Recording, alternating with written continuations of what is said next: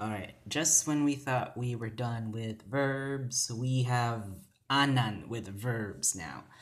And similar to how the an and han with nouns made it into a location, this is similar to the verbs, right?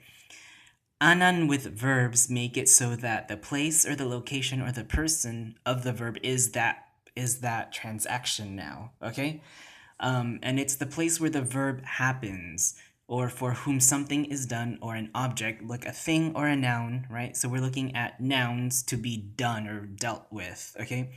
For someone, which is a person, right? Because people are persons, or people are nouns, sorry, and persons are nouns. So it's for a noun to be done, or an object to be done. It changes verbs to nouns. That's the key thing. It changes the verbs to noun with anan. But what kind of noun specifically? Well, it's that location or the person where that verb happens. Okay? And you'll see what the examples of this one here. So it's similar, again, very similar to an or han with nouns, but this time it's the verb with anan. Not an or han, but anan. And why is it anan? Because if we have an or han with verbs, it conjugates that verb into the, as you know, circumstantial focus. All right, and that's the main difference, okay? So here are a list of verbs on the left, right? Lingkod, palit, hatag, laba, sulod, and higda, right? Just common verbs, 6 common verbs, right? And if we conjugate these verbs now with anan, we get a noun with it, okay? With this affix anan, the nouns now are lingkoranan, from lingkod, right? Lingkod to lingkoranan. I don't need to explain that D, right? And lingkod means to sit.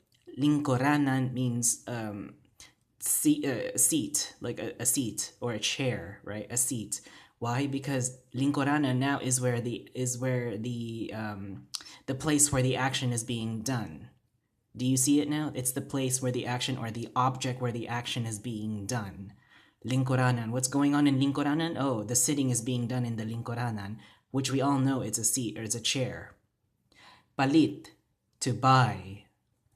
Palitanan is the place where the buying is done, right?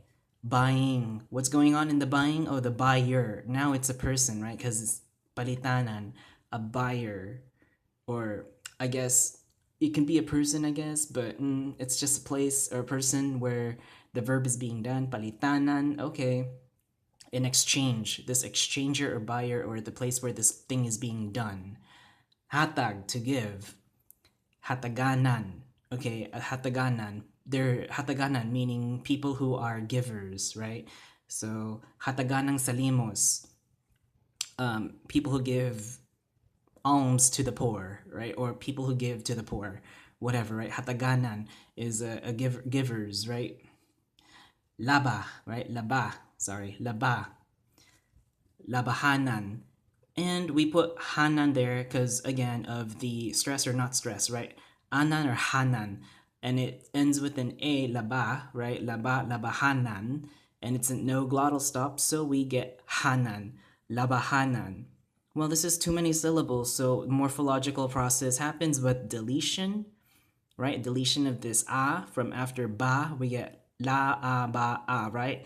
La ba. After ba, we have an a, we delete the letter a, and we get labhanan, right? Labhanan. Sulod means to enter, or to go inside, or to enter. Sulod, we get, and we put anan in it, we get sulodanan, right? Sulodanan. Well, again, this is one of those funky ones with the morphological process. So from sulodanan, we get deletion of the o, suldanan, and then we get metathesis after that. Metathesis, which is switching. So sudlanan is an entrance now. From to enter, which is sulod, we get entrance. Sudlanan, right? Sulod to sudlanan. Then final verb is higda, which means to lie down or lay down, right? You can lay, whatever, right? I don't know if it's the right term. Lay down, lie down. And we get anan, but see, since higda ends in a glottal stop, higda, we just get anan after higda. Higda anan, okay? Higda. And that's it for this.